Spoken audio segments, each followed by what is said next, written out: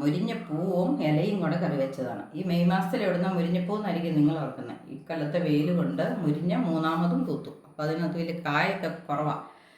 അതുകൊണ്ട് ആ മുരിഞ്ഞപ്പൂ എടുത്ത് നമ്മൾ കറിയാക്കിയതാണ്. ഇതെങ്ങനെ വെച്ചെന്ന് കാണാം. ഈ വർഷം ഈ മുരിഞ്ഞ മൂന്നാമത്തെ പ്രാവശ്യം കേട്ടോ പൂക്കുന്നേ. അത് കാരണം ഇന്ന് പൂ പറിച്ച് കറി വെക്കാം. ഇനിയുണ്ടോ കാ പിടിക്കാൻ പോകുന്നു എന്ന് ഓർത്തുകൊണ്ട് നോക്കിയപ്പോഴാണ് ഈ കൊലകളിൽ കൂടെയൊക്കെ എല്ലാ കൊലയിലും ഒന്നും രണ്ടും നൂല് പോലെയുള്ള കായുണ്ട്. നിങ്ങളെ ഞാൻ അടുത്ത് കാണിക്കാം. ആ പൂവിൻ്റെ ഇടയ്ക്ക് ഓരോ പൂവുകൾ വലുതുണ്ട്. കായ ഉണ്ടായിരിക്കുന്നുണ്ടോ, അതാണ് കാപ്പൂ. മറ്റേ പൂക്കൾ കൊഴിഞ്ഞു പോകുകയുള്ളൂ. തേനീച്ചയൊക്കെ അതിനെ പിടിക്കാനായിട്ട് ചെലന്തി അല്ല എട്ടുകാലി വരും. എട്ടുകാലി വല കിട്ടും. അപ്പോൾ എട്ടുകാലി വലയുണ്ടോ അത് പിന്നെ ഇന്നലത്തെ പൂ ചിലപ്പം വെയിൽ കാരണം ഉണങ്ങി അതിലിരിപ്പ് കാണും. അങ്ങനെയുള്ളതെല്ലാം നമ്മൾ ഇതുകൊണ്ട് നീക്കം ചെയ്തിട്ട് ഇതെടുത്തിരിക്കുകയാണ്. ഇനി നമുക്ക് ഇലയും അതുപോലെ തന്നെ എടുക്കണം. അപ്പോൾ ഇലയും നോക്കി പെറുക്കിയെടുത്തു. ഇനി നമുക്കിത് കഴുകിയെടുക്കാം. നമുക്കിത് കഴുകി വാരിയെടുക്കാം. ഈ ചട്ടിക്കകത്തിന് നമുക്കിതിനാവശ്യമുള്ള തേങ്ങ കുറച്ചല്ലേ ഉള്ളൂ. അപ്പോൾ കുറച്ച് തേങ്ങ, ഒരു പിടി തേങ്ങ നമുക്കിനി ഇത് കറി വയ്ക്കാം.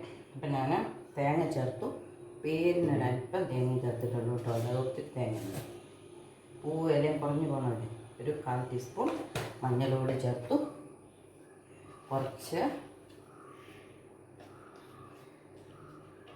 സവോള ചേർത്തു. പാകത്തിന് എരിവൊക്കെ ഓരോരുത്തരുടെ ഇഷ്ടത്തിന് ചേർക്കണം കേട്ടോ. ഉണക്കമുളകാണ്. നമുക്കിതൊന്ന് തിരുമ്പ് പറ്റിയിരുന്നുണ്ട്.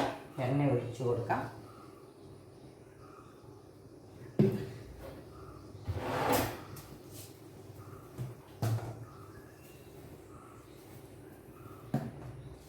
ഇനി നമുക്ക് ഒരൽപ്പം കടുകിട്ട് കൊടുക്കാം.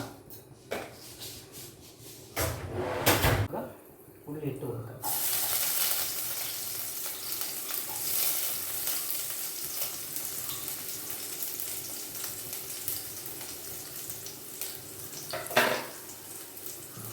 ചില നിങ്ങൾക്ക് ഇതിൽ കൂടുതലും പിന്നെ ഓരോ നടത്തിയെടുക്കണമെന്ന് ഇടാൻ കേട്ടോ. ഞാൻ കുറച്ചൊക്കെ ഉരുപ്പറിച്ചിട്ടിട്ടുണ്ട്.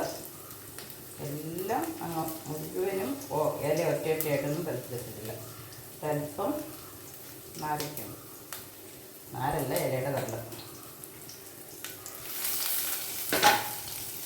ഇനി നമുക്ക് തേങ്ങ, ഉള്ളി, മുളക്, മഞ്ഞൾ ഇത്ര ചേർത്ത് തിരുമ്പി വെച്ചിരിക്കുന്ന ഇലയും പൂവും കൂടെയാണ് ഇതിട്ട് കൊടുക്കുക.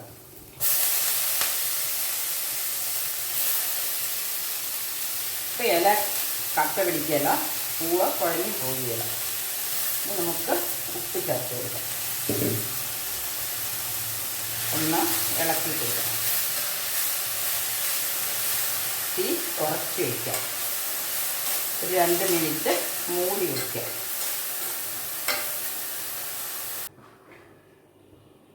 നമുക്ക് ഇടയ്ക്കൊന്ന് ഇളക്കിയിട്ട് കൊടുക്കാം. വെള്ളം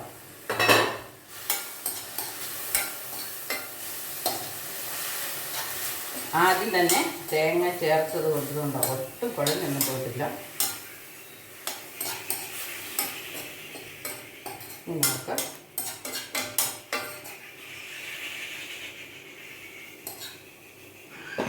ഉണ്ടോയെന്നൊന്നും നോക്കാം.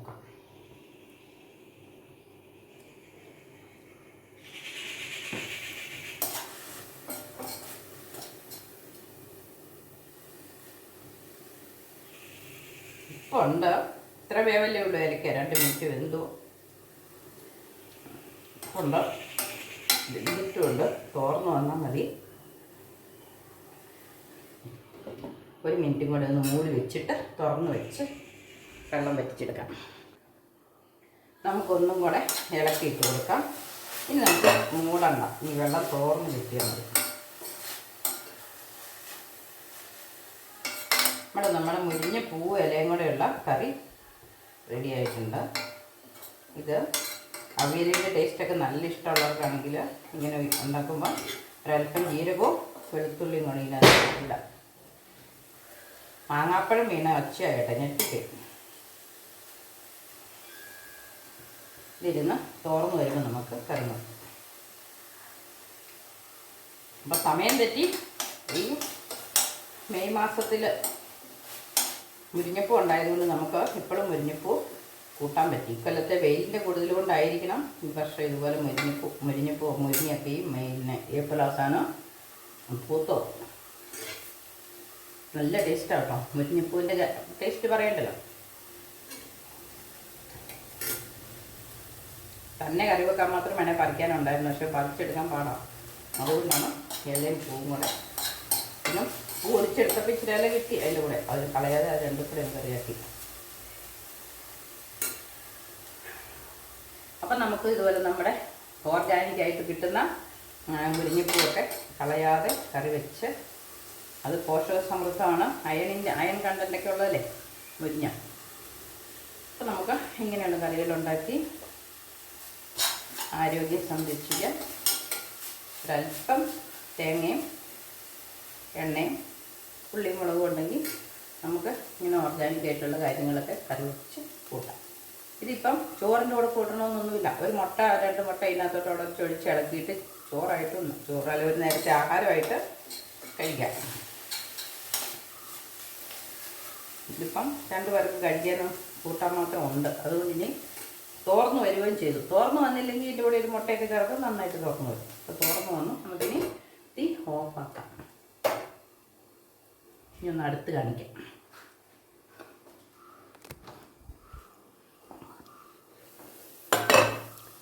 അടുത്ത് കണ്ടാലേ അത് എത്ര തോർന്നു എന്നൊക്കെ നിങ്ങൾക്ക് മനസ്സിലാവുള്ളൂ.